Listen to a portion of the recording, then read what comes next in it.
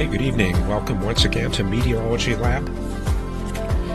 Just a few weak thunderstorms out to our east, and you can see the anvil debris being carried out to the southeast by a weak upper level wind. Not much else to look at except for the trees way down beneath. So every night on Meteorology Lab you get a bird's eye view. Very spectacular footage there. Okay, so let's head into the current weather, and we're going to look first at the Central Plains. So let's head right into that. It's very much a late June pattern. Don't have any tornado watches out or anything like that. Last night we had a very strong wave move through the Dakotas, and that produced storms after dark in North Dakota, Minnesota, and those thunderstorms have actually kind of rounded the top of that ridge and ended up in Iowa and regenerated down there. So we're getting some thunderstorm activity in that area right now, but overall you can see just a slight risk. Watches, just severe watches for that area, and the storm reports not anything too significant, just a little bit of wind and hail in that region. Start out with the big picture and see the fronts and the moisture field outlined in green here. We're starting to get kind of a typical spring pattern of the moisture coming up along the Interstate 35 corridor up to Omaha. Looking at mostly a lot of 60s along that moisture axis. Oklahoma and North Texas getting some 70s. In the eastern U.S., we've had a high pressure push a frontal boundary down into the mid-Atlantic region, and another older front pushing south into Florida. And let's jump right into the satellite and take a look at that. So go to my mini tabs here in the browser, and we'll check out Florida. Okay, get that centered there. Go back to earlier in the day. And what we're looking at here, this is the southern part of Florida. Miami, located right there. Fort Lauderdale, Fort Myers, and Tampa up to the north. So a lot of thunderstorm activity up in that area. And if you look beneath that patchy overcast up in the northern part of the state, you can see an outflow boundary. And there it is, located right there. And that's what's actually driving a lot of these thunderstorms. So if we run that forward, look at that outflow just surging straight south. Very spectacular. Now, it appears that right in this area here, the atmosphere is probably a little bit too stable to generate convection, or the outflow boundary may be too shallow. But further out west, the moisture field probably a little bit better, so we're seeing those thunderstorms going up just north of the Miami area. And we'll finish that out. It is dark at this time, and most of the activity is pushed down into around Homestead and down into the Keys. Up in the northeast U.S., we've also got a little bit of weather, nothing like thunderstorm activity, but a lot of clouds. That entire area is in northerly flow. So we'll run that forward. This is earlier today, and you can see the north flow pushing southward, but there's this little band of clouds out in the Harrisburg area moving north. So very complicated setup. Kind of looks like looking at the cloud fields on Jupiter there. But this is all stratocumulus cloud, and it's actually developing during the day into towering cumulus and spreading out beneath an inversion. So you can see it starts out earlier today as stratified clouds, and then as we add in the heating, things get very unstable because there's an upper level low over that area that gives us very steep lapse rates, and by afternoon things are kind of unstable. So it's not deep thunderstorm type instability, but this is very shallow, strong instability, and we get a lot of that stratocu in that area. And where we have breaks in the clouds up around the Albany area, a few of these clouds look a little bit more built up. And then out in the western U.S., not much going on there. Starting to look a little bit summer-like with the southwestern low there, just south of Las Vegas. A little bit of high pressure offshore, and that's given us that gradient from the cool ocean waters inland. All right, time to look at the upper level pattern. We'll shift over to that there. And this takes us up to 250 millibars, looking at the large-scale picture this morning. Looks like we got a ridge over the area. It's flattened out a little bit with a very strong wave moving through Manitoba. I think if this was a Canadian weathercast, we'd probably have a lot to talk about, but down here in the U.S., we're underneath this big ridge. Well, a little bit of a jolt there. And out in the eastern U.S., you can see that very strong troughing, and that's contributing to the convective cells out in that area. So if we go down to 700 millibars, you can kind of see what's going on there. This is up at about 10,000 feet. Let me scroll this a little bit. There we go. And you can see the temperatures there at 10,000 feet. They're actually below freezing there at Albany. Only 3 degrees Celsius at Buffalo. And that compares very strongly, very strong difference with the 12 to 13 Celsius on the plains. So this is much colder air that we're dealing with in that area. Then the 850 millibar chart, this shows us the moisture field. And so we're getting kind of a modest southerly flow in the Texas area, 40 knots there at Amarillo, and 20 at Fort Worth, and that puts a kind of a weak low-level jet along the Cap Rock, kind of like that right there. So that's all. This is helping to bring up the moisture and the dew points up there at 850 millibars, up from 14 to 16 at Fort Worth and Oklahoma City. So that's moisture that's probably going to reach that central U.S. convection later. Thickness in isobars, let's switch to that one. You can see quite a gradient up there in Canada, at least 5 or 6 thickness lines. A lot of cold air in the Northwest Territories area, Hudson Bay, and also a lot of cold air in the Gulf of Alaska, which is going to be coming into the U.S. over the weekend. Frontal locations look somewhat like that. Looks like a cold front way out there off the coast of Oregon, maybe a warm front like that, and then looks like an occluded front kind of spiraling into that low like that. So that is moving towards the U.S. We're going to see probably a baroclinic low, something like that developing right where I've drawn that mark, and that'll carry up into British Columbia, and then along the tail end we'll see more lows developing. So probably by the time we get up to Saturday or Sunday, we'll see some low pressure coming into the Oregon and Washington area. There's that desert southwest low getting pretty well developed, and that's helping to contribute to the development of the monsoon. Got lots of moisture down there in Mexico. All we need is a pressure gradient pointing that way, and that brings the moisture northward.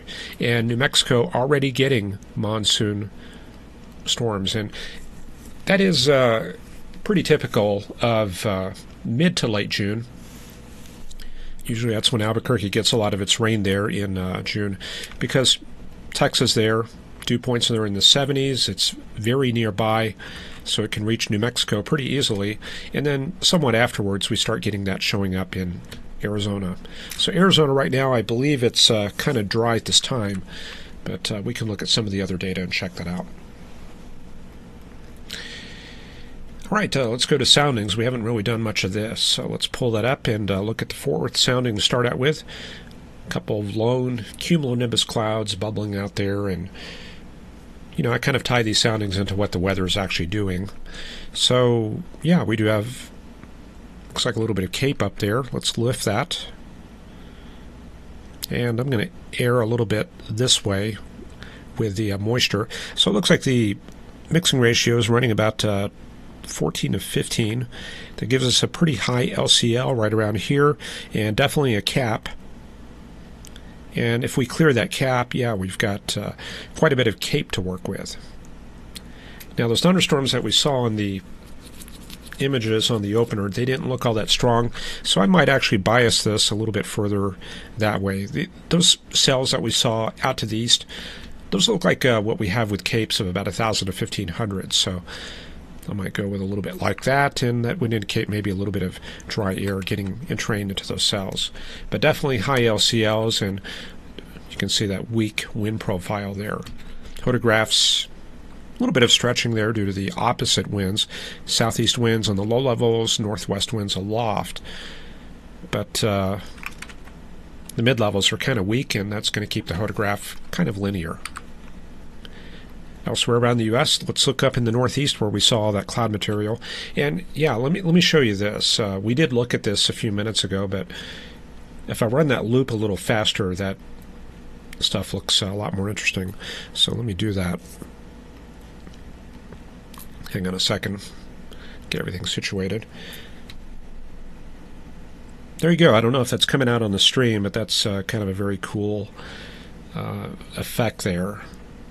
It's kind of like a boiling, I don't know, I guess, I don't know what I would liken that to. Maybe looking in a river, watching the current come by, and you get those swirls developing in there. So that's what's going on there. And let's look at the soundings that correspond to that satellite image. Okay, we'll click on Albany. It's going to be about 150 miles north of New York, around there.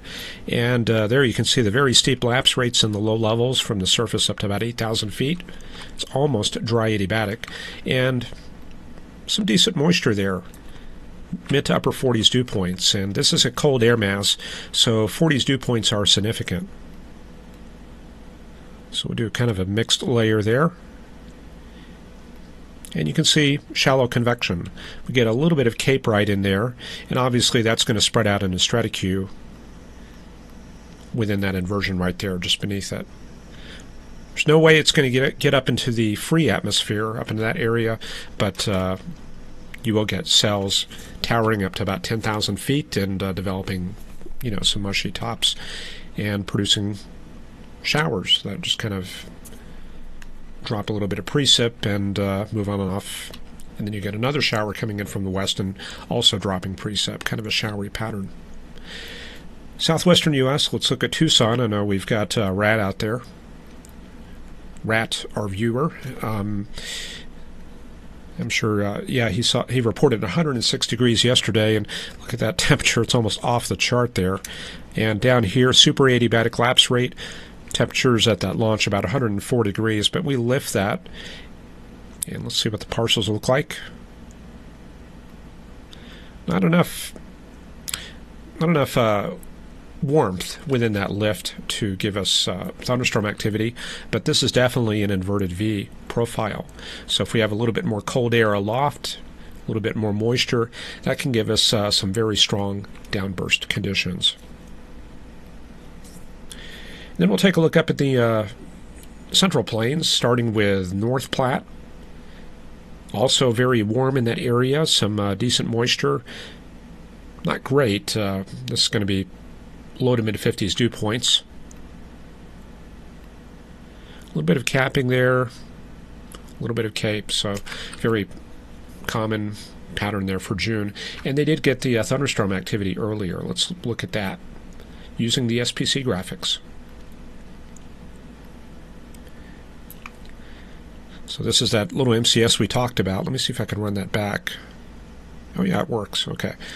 So yeah, to do that, basically I go over here and I hover the cursor, and that brings it back 4 hours. And then I think it has a little forecast based on the rapid refresh model. So a couple of little tools you can use there. I had really planned to go over a lot of this stuff, but the way the spring has been, that's really kind of thrown me off. I wanted to pick a day before we had severe weather coming, widespread severe weather, and kind of go over some of these products and relate to how they help you with forecasting. But we can do a little bit for now. So we go back 4 hours. There's those thunderstorms developing there in Iowa and north of Omaha, and they move southward towards the Interstate 84? No, not 84. I can't remember that one that goes through. I should keep a road map here. That would help me a lot. All right, so what's her instability look like? Let's go through to the 100 millibar mixed layer cape. It is pretty unstable. I'm seeing a lot of 2,000 values, a few 3,000s there in Kansas. Thunderstorms are not really widespread, so that kind of points to the influence of that ridging that's covering the area. And we can visualize that on the 700 millibar analysis. So 10 Celsius, that's often taken as a cutoff for thunderstorm activity in lower elevations, and we've got 10, 12.5. No, what is it? Let me see what's the interval. 12, 14. Yeah, okay, that's 12. That's 14. So that's definitely some very warm air within that ridge, keeping things shut down. In fact, let me just show you the Topeka sounding. It's really good to see these soundings when we have not much weather going on, because you tend to see the loaded gun soundings, the tornadic soundings. You're probably familiar with that. But we don't really look at the null cases and the fair weather cases. So we'll go ahead and do that now. I'm going to click on Topeka. They don't have much thunderstorm activity going on there right now. We'll mix that lower 150 millibars. And that's going to look like that right there. And you can see the very significant convective inhibition. Temperatures there about 12 Celsius at 700 millibars, and that with the weakness and moisture. See, those are like mid-60s dew points tapering off rapidly to 50s. That's not enough moisture to work with that amount of capping. And a poor wind profile. You're going to get that definitely within ridging patterns. So, yeah, that's bad news for the chasers. And I know there's one I'm forecasting for, and he's taking a break today, and he's going to resume tomorrow. Good time to go to satellite, and there's the water vapor imagery. And this is showing those thunderstorms up there in Iowa. Some orographically produced thunderstorms in Colorado and Wyoming. And we can see over Arkansas, Louisiana, East Texas, the influence of that ridging there, picking up kind of a dry signature. This is telling us that the very warm conditions near the ground, long wave radiation heading towards the satellite, and there's no water vapor to stop it. So the full thermal heat signature that you see here, where it looks very orange, indicating kind of hot conditions, it's making it to the satellite without being attenuated, and that's because the air mass is kind of dry in that region. Click on Little Rock there, and there's all that dry air. Let me center this. Definitely some moisture in the low levels beneath about 5,000 to 6,000 feet, but you get above that, and very dry. And because what I'm talking about in terms of dry is the difference between the temperature and the moisture at a given level. That spread that I've just drawn right there, that's proportional to relative humidity. So here, moderate relative humidity. Here, high relative humidity. And then how far left or right this line is, that corresponds to dew point or mixing ratio.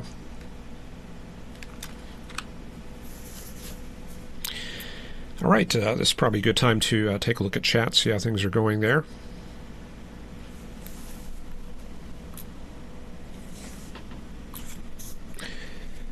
Okay, Sue M reporting blue skies there in Indiana, 80 degrees.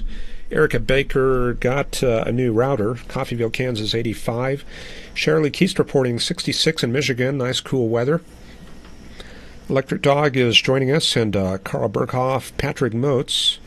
Hardly a cloud in the sky today in eastern Tennessee, and yeah, I can see that dry air in that area. Ryan Toomey's there in Florida, 94 degrees, hot and humid. I'm sure the Gators are loving that there. David Lumbert, Maumelle, Arkansas, 86 over 69. Willie Greenway there in Georgia, joining us, and Best Weather PT, 60 degrees, 85% relative humidity in Lisbon, Portugal. Okay, well, maybe we should start working in a little bit of European weather. You know, I'm kind of curious about all that kind of weather, so maybe we can spend about 1 to 1.5 minutes checking on things there. France, intense thunderstorms. We've had that moisture and that weak upper level low in that area. Hiker AZ, dry in Tucson. Can't remember the last time it rained. And that lack of moisture in the soil probably contributing to the high 700 millibar temperatures in the western plains, because that air comes right off the higher terrain and it gets advected westward around the ridge, and we see that show up and affect our capping. Clyde Hoadley joining us, and Minnesota Medic Joe. Minneapolis up there in the stream of westerly flow, getting a little bit of thunderstorm activity in that area. Michelle Curlin, welcome to the show, and Patrick Motes. Okay, Interstate 80, thank you for that, Patrick and Joe. Okay, back to the weather. So not much going on, but I think there's a few changes coming up, and I'm going to show you that here shortly. We've got weather coming in from the Pacific. Things are getting very, very active out in this region. We're looking at a tropical cyclone coming together out in the Caribbean that could move up towards Florida, or we don't have an exact track on that, but it looks like that's going to be a factor here probably in about a week. Models are kind of consistent with bringing something up northward. And we should see some of this convective activity start to appear in Kansas and maybe even Oklahoma over the next few days. Okay, let's take a look at Europe real quick. And to do that, I'm going to have to pull up some different products. Let me get that set up.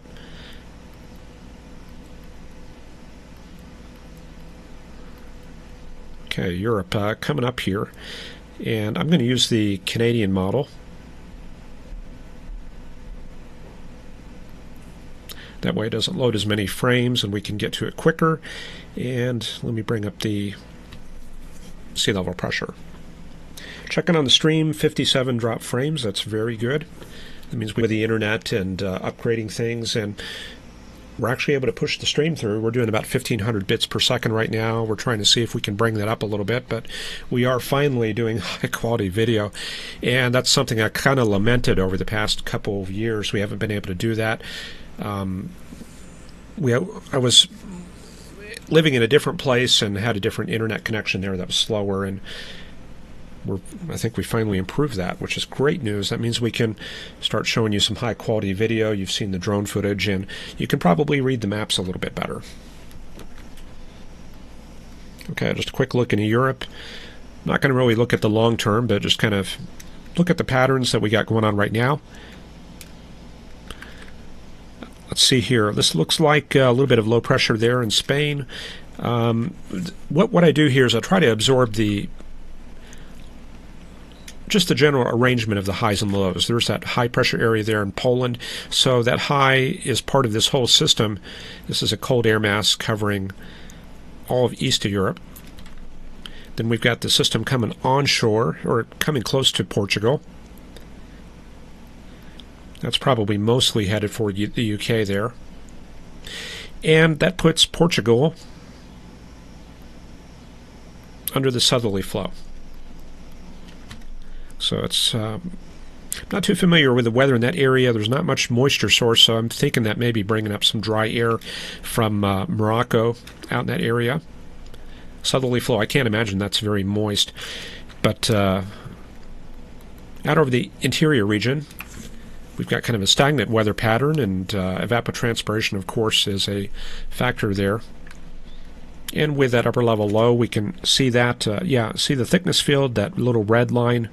That's indicating an upper level low in that area. So that's helping to produce a lot of the rain in that region. So basically, I'm using the thickness here to infer what's happening aloft.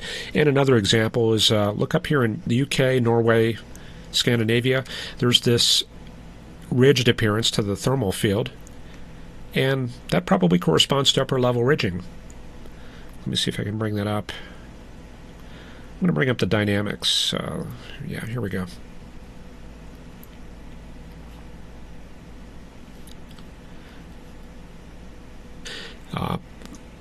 Situations where you have a lot of diabatic heating, stuff like that.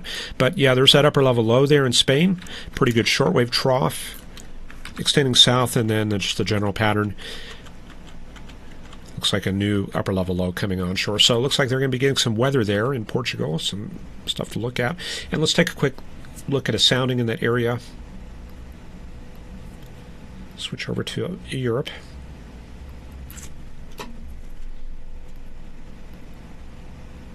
And yes, we got a sounding, and here it is.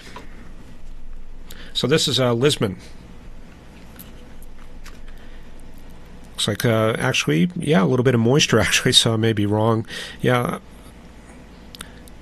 I'm not always 100% right when I'm in unfamiliar areas like that, so that could be some residual moisture hanging out in that area, but the skew-t does explain everything. Some dry air aloft and a little bit of capping, a little bit of an inversion there at about 5,000 feet. Northwesterly flow. Okay, yeah, let me see what's going on here.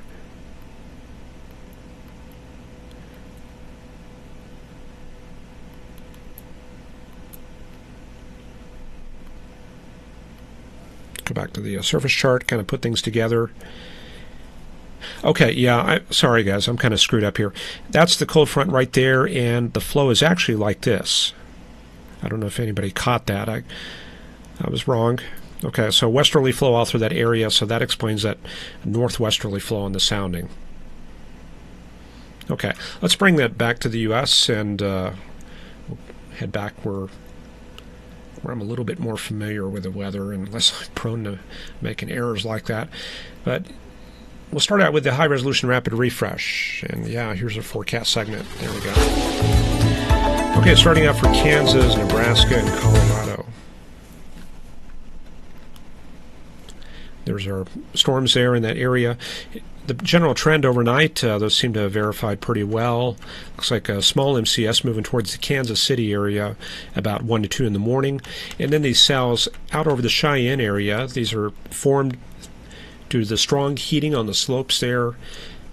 It's closer to the upper level trough. It's less capped. So there's a lot to get those storms going, and there is the southerly flow helping to feed moisture up into that area, so that's going to help keep these storms going overnight.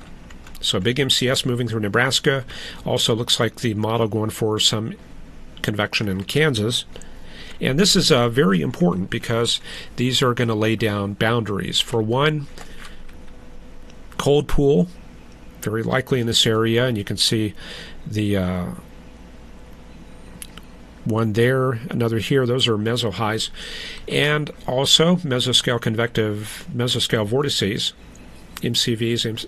Those can have an effect later in the day, and also the outflow boundaries themselves. So it looks like there's one right there around noon tomorrow, all the way down into the northern tier counties of Oklahoma. And I'll show you a trick for picking out these boundaries. If you go to the severe weather products here on Pivotal Weather, they've got these supercell composite significant tornado parameters. I've kind of found that these are useful for finding boundaries because they're kind of sensitive to structures in the low levels. And sometimes you can pick out exactly where they are by looking at some of those fields. Let me advance this and see if I can... Yeah, see that right there? So yeah, you definitely want to use these products. There's another one right there. And we roll this forward. You can see them moving, and there's that northern one. There's this one here rolling through the Emporia, Kansas area. So you want to take that and apply that to your mesoanalysis. And it may not hurt to actually draw these out on a map, and it just shows you, if you go in and just look at the charts like a lot of people do, you're going to kind of miss the features, important details like that. Okay, so also that edge right there, that can indicate an outflow boundary right there. Obviously there's not strong instability in this area here where I've drawn the X, but there is to the southwest, so that's an air mass difference. And there could be something going on right there. So that's probably the outflow boundary configuration we're looking at tomorrow around 11 a.m. And by looking at that, we can also kind of keep track on whether the outflow boundaries are still surging southward or whether they're becoming stationary. So we're to the end of the rapid refresh run, but this is telling me it looks like a lot of outflow boundaries along the Kansas Oklahoma border. and probably a few more up to the north. So this could be a kind of an active area tomorrow. So I'm looking at maybe this and southwest Kansas. All right, let's take a look at the upper level flow with the NAM. There's that big ridge keeping things kind of shut down.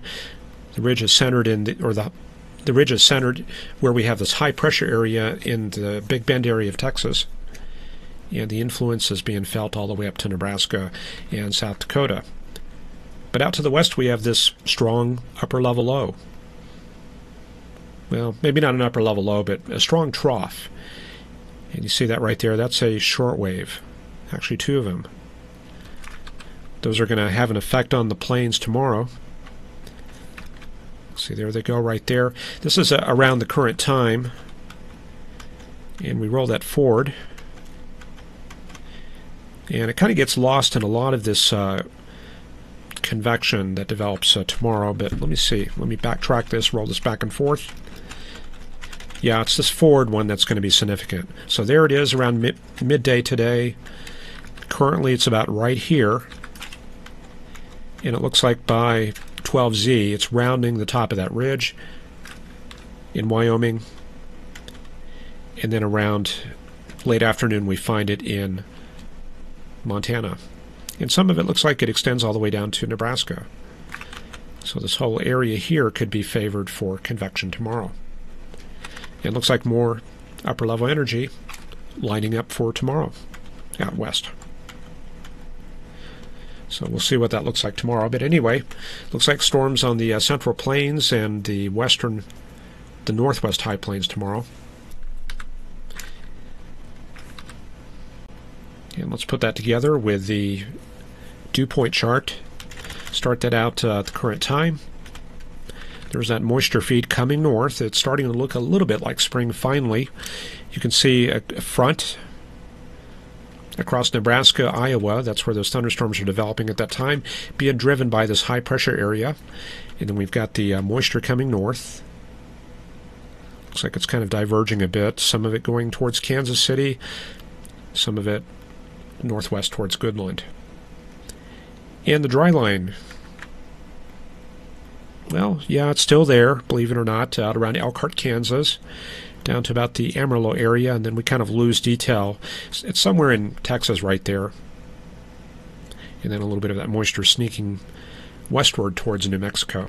So this is kind of the setup for tomorrow. Looks like the moisture is going to be coming north. Let's see what it actually looks like at 12Z. And we can already see those outflow boundaries coming south. So it looks like kind of active around Topeka, Kansas City, Omaha later tonight.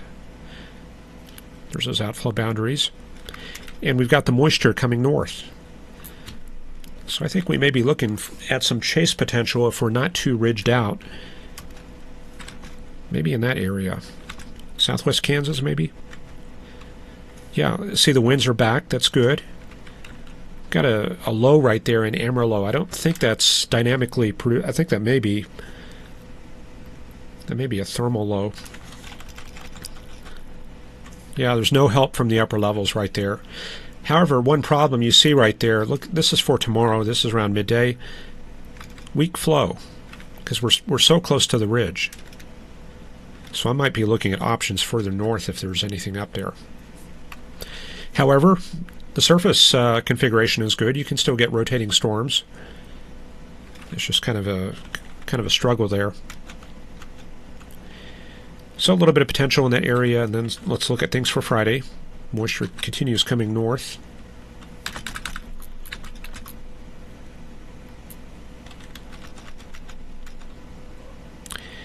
And looks like things maybe shift north into Nebraska. I can see some backing of the winds along the Kansas-Nebraska border for midday Friday. And there's a bit of a trough right there showing up. So that could be a focusing mechanism. Also a front coming south, a little bit of reinforcement of cold air right there. And then in the Texas Panhandle, looks like the dry line is set up right along that axis right there, so that could be also a factor for thunderstorms, but that's going to probably continue to be under the ridge The better storms will be up north. Okay, for the long term, let's take a look at that, and then we're going to see the big changes coming in from the west.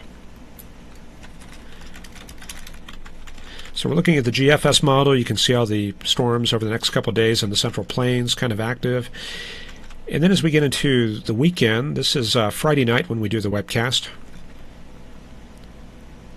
Big cyclone there in the Texas area, and that's helping to pump that moisture northward. You can see the Gulf is kind of open, coming up the Rio Grande and up towards the big country of Texas.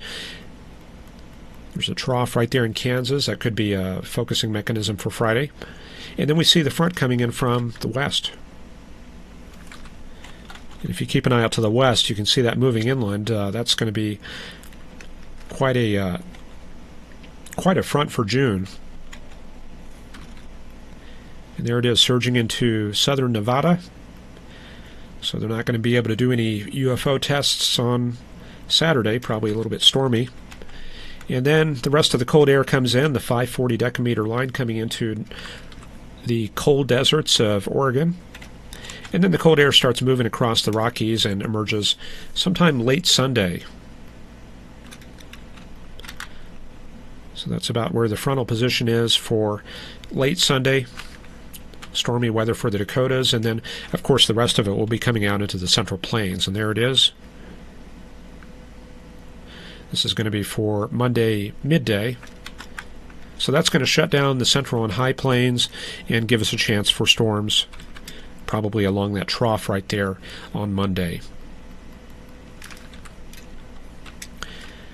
This is going to favor a pretty strong jet running something like that for Monday. Doesn't dig down kind of like what I expected. I kind of figured we might get a trough kind of like that, but that's not the case. Looks like that ridging is really hanging on in the southwest states. Then for Tuesday, let's look at how things look. Yeah, the tail end of the front kind of stalls and starts moving north because we have this deep southerly flow. So I think that focusing mechanism will be in Kansas for Tuesday. Model not producing much thunderstorm activity in that area. Maybe the ridge is a problem. In fact, I can see 582 decameter right there. This is probably all kind of a big ridge. So yeah, I hate for that to be a problem, but I think that's just what we're looking at. And then as we get towards the end of next week, there goes the GFS bringing a tropical cyclone northward. And I think we talked about that. Is that going to be Beryl, I think? Well, anyway, there it is. It could go anywhere, Atlantic, East Coast, Gulf Coast. And I guess maybe the odds are kind of low it would head towards Texas. So anyway, that comes onshore, and then we're just kind of looking at a June pattern. A couple fronts stalling out there in Kansas, Nebraska. And we're getting up to the 16th here, so we're probably going to see the chase season start shutting down a little bit. One last gasp of cold air coming south. That'll give us some pretty nice relief there towards the 18th and 19th. That front makes it all the way down to Texas. Okay, I guess we're going to see a few storms in Texas, maybe around the 17th, 18th. Oh, look at that, northwesterly flow. See, the thickness lines are kind of oriented like this, and we've got the moisture in place. That's a classic northwest flow setup, so that could be more severe weather maybe for the mid-month period. Let me run that back. There's that tail end of the front kind of sitting right there, providing a boundary. Moisture, initiation on the high plains, and that's all we need there for a good setup for, I guess, the GFS going for the 19th for that. And that actually looks like a frontal system coming in through Texas. So we'll keep our eye on that. High pressure there in the Great Lakes region. And then I guess maybe we'll finally transition into summer. Based on what I see here, this is definitely not a summer pattern, but I guess I would call this maybe kind of an active June pattern.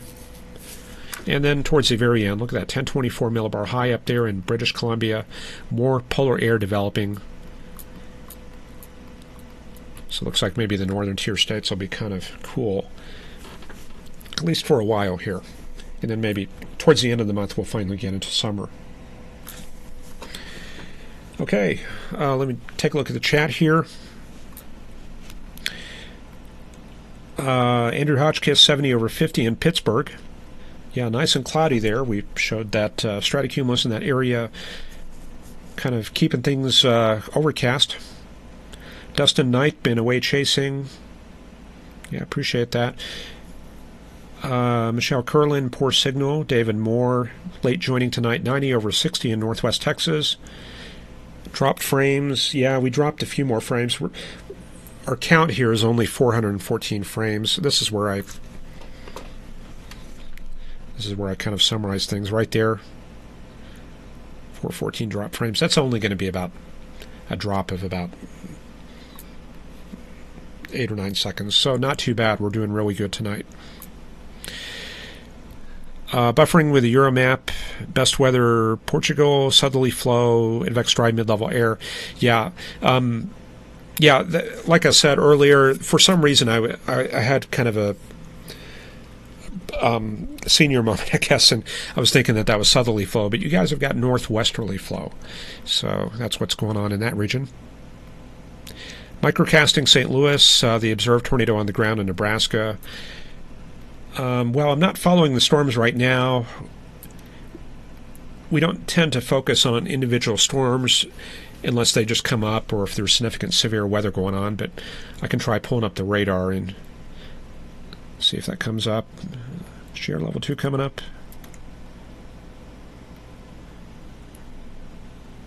I'll try to bring up GR level 2 and see what's going on in Nebraska. Shirley Keast, okay, hang on a second, I'm out of place. Willie Greenway, appreciate the comment. Cthulhu, Andrew Hotchkiss, Electric Dog, Ryan Toomeys, crazy storm system pattern again. Shirley Keast likes it in the 70s. Keep it that way in Michigan. Yeah, I wish we would have some 70s here. But I can't complain. We haven't really been up into the hundreds or anything like that yet. All right, let's go up north. I guess I'll pull up the Omaha radar and we'll see what's going on up in that region right now. I'm not too sure when that tornado was, but we'll just kind of see what's up there at the moment. Currently downloading. Okay, so everything looks very multicellular. I don't see anything that jumps out as a supercell. So the stuff in Iowa kind of disorganized. Brief severe thunderstorm warning. Then as we go west, we pick up slightly more intense cells, but these still look a little bit on the weak side. And I can see right here, this looks like an outflow boundary kind of pushing south. So I guess these are probably kind of outflowish. Yeah, there's that boundary there on the spectrum width. Velocity. Let me bring up the set storm motion from warning. That's still not good enough.